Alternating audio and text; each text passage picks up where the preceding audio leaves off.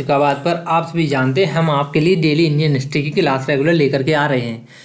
अगर आप हमारे चैनल पर नए हैं तो चैनल को सब्सक्राइब कर लें, जिससे वीडियो की आपको लेटेस्ट नोटिफिकेशन मिलती रहेगी। कल की क्लास में हमने आपको सभी को बताया था फिरोज शाह तुगलक के बाद जो शासक हुए थे उनके क्या क्या कार्य हुए, उन्होंने कितने कितने समय तक शासन किया। इसके बाद हम अपनी क्लास को आज लेकर के आए हैं फिरोज शाह तुगलक के शासन के बाद जो जो शासक हुए उनके शासन का अंत होने के बाद अब शासन कहाँ किसका स्टार्ट होगा, अब सैयद वंश का स्टार्ट होगा।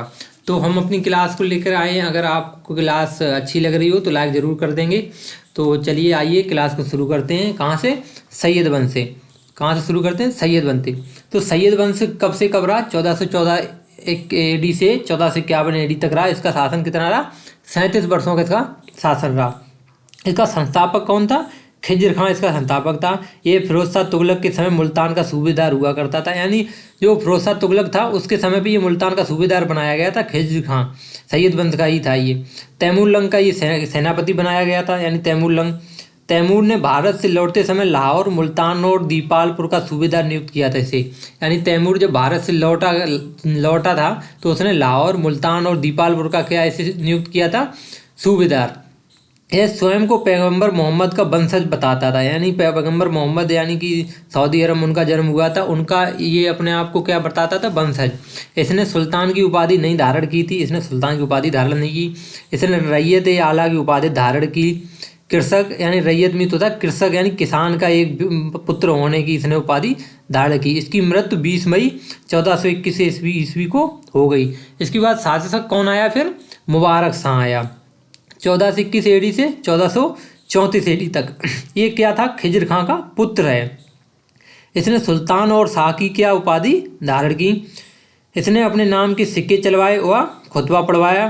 3 शत्रु इसके हुए कौन कौन? खोखर यानी नेता था जो जसरत का, जौनपुर का इब्राहिम, ग्वालियर का हुसैन शाह। इसके कौन थे? 3 शत्रु थे ये। इसकी हत्या इसके वजीर सरवर उल मुल्क द्वारा की गई थी, यानी साजिश रच के इसकी हत्या करवा दी गई। इसने याहिया बिन सरहिंदी को संरक्षण दिया था, जिसने तारीख मुबारक शाही लिखी थी। यानी याहिया बिन सरहिंदी ने क्या लिखा? तारीख मुबारक शाही लिखी थी, इसको इसने संरक्षण दिया था। यह सबसे योग्यतम सैयद शासक था, यानी सबसे पढ़ा लिखा, शिक्षित और सबसे योग्य ये सैयद वंश का शासक था। इसने मुबारकाबाद शहर की स्थापना की थी। किस शहर की? मुबारकाबाद शहर की इसने स्थापना की थी। अब देखेंगे मोहम्मद शाह। 1434 AD से 1445 AD तक कौन रहा? मोहम्मद शाह। इसके बाद शासन इसका मोहम्मद शाह का रहा। तो मुबारक शाह का ये कौन है? छोटा भाई है मोहम्मद शाह। वास्तविक नाम इसका क्या है? फरीद खान। इसके समय मालवा शासक महमूद खिलजी ने आक्रमण किया 1414 AD में। खाने खाना की उपाधि बहलोल लोधी को इसने दी थी, यानी खाने खाना की उपाधि बहलोल लोधी को दे दी थी इसने। 1445 में इसकी मृत्यु हो गई, यानी कब होगी इसकी मृत्यु? 1445 में। इसके बाद शासन पे कौन आया? अलाउद्दीन अहमद शाह शासन में आया 1445 से 1451 AD तक। मोहम्मद शाह का ये क्या था? पुत्र था। सबसे अयोग्य शासक, यानी कि न पढ़ा लिखा था, न शिक्षित था, न जानकारी थी शासन के बारे में, तो इसको क्या घोषित किया गया? सबसे अयोग्य शासक।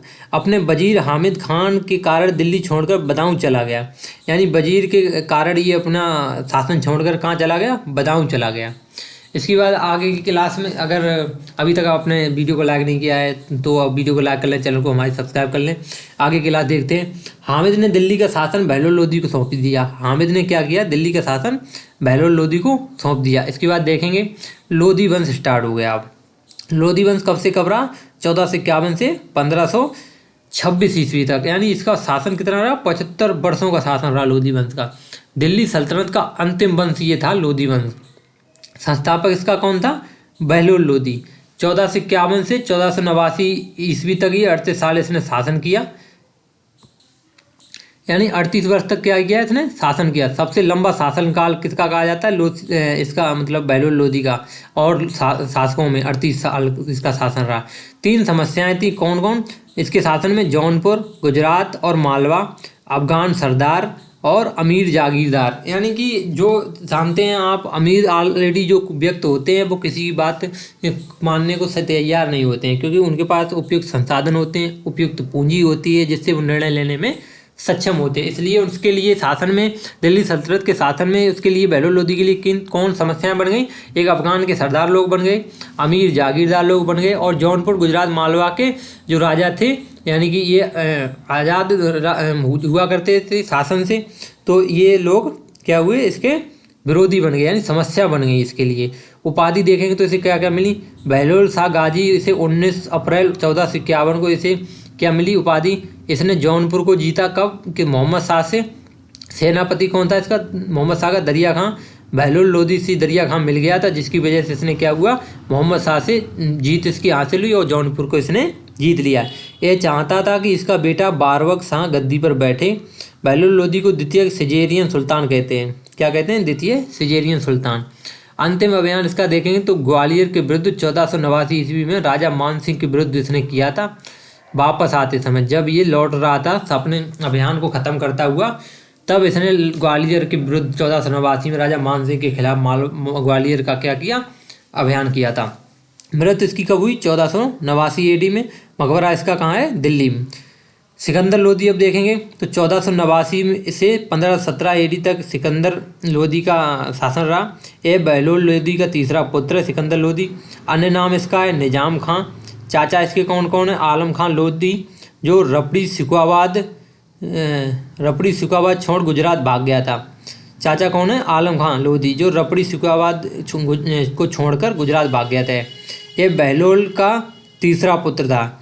यह गुलरुखी शीर्षक से कविता लिखता था। इसी के समय भारतीय संगीत पर पहला फारसी ग्रंथ लज्जत-ए सिकंदर शाही लिखा गया, जिसे लिखा नाजिम अहमद द्वारा लिखा गया।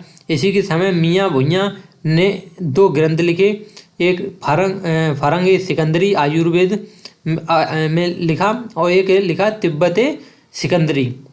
नाप के लिए गजे सिकंदरी पैमाना किसने? गज, जो आप गज नापते हैं, गज में ज़मीन नापते हैं, नाप एक गज यानी कि सिकंदरी पैमाना किसने शुरू किया था? ये सिकंदर लोदी ने। अब देखेंगे आगे की क्लास। योग व्यक्तियों को ये क्या करता था? आर्थिक सहायता देता था। किन्हें? योग व्यक्तियों को। यह एक धर्मांध व्यक्ति था, यानी कि ये धर्मांध व्यक्ति मतलब ये धर्म को मानता था, ये धर्म में अंधा हो गया था। पीरों एवं संतों की मज़ारों पर जाने से इसने क्या किया था? रोक लगा दी थी। गंगा यमुना स्नान पर इसने क्या करा था? रोक लगा दी थी। मुहर्रम पर ताजिए निकलने इसने क्या कर दिए थे? मुहर्रम पर बंद कर दिए थे। गले की बीमारी के कारण क्या हुआ? इसकी मृत्यु हो गई। मकबरा इसका कहाँ है? लोदी का गार्डन दिल्ली में है। पहले नाम इसका क्या था? Lady Willingdon. सिकंदर लोदी के समकालीन कौन कौन कवि हुए? गुरु नानक देव हुए, इन्होंने जपूजी बुक लिखी। कबीरदास हुए, साकी सबस रामायणी लिखी।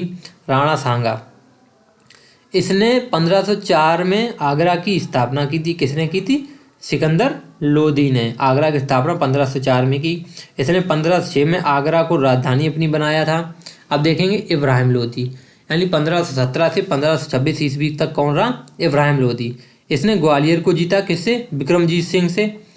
राजस्थान जीतना है, विक्रमजीत ने कहा था हमें राजस्थान जीतना है, पर ग्वालियर को इसने किससे जीत लिया? विक्रमजीत सिंह से। खतौली युद्ध हुआ 1518 से 19 तक। इब्राहिम लोदी वर्सेस राणा सांगा, तो इसमें राणा सांगा क्या हुई थी? विजय हुई थी। अब देखेंगे पानीपत का प्रथम युद्ध हुआ था 21 अप्रैल 1526 को। इब्राहिम लोदी वर्सेस बाबर, तो बाबर क्या हो गई? यहाँ पे जीत हो गई थी। युद्ध भूमि में इब्राहिम लोदी क्या हुआ था? मारा गया। मकबरा इसका कहाँ पर है? पानीपत, हरियाणा में। दिल्ली सल्तनत का यहीं पर क्या हुआ? अंत हुआ। यानी मसनद-ए-अली से कौन बुलाता था इसे? मसनद-ए-अली से कौन बुलाता था इसे? बहलोल लोदी बुलाता था इब्राहिम लोदी को। क्या? मसनद-ए-अली से बहलोल लोदी बुलाता था। द एंड ऑफ दिल्ली सल्तनत, यानी अब दिल्ली सल्तनत का यहाँ पे अंत हो चुका है। हमें आशा है कि जिस तरीके से हम इंडियन हिस्ट्री क्लास लेकर आपको आ रहे हैं, आपको हमारी क्लासें पसंद आती होगी।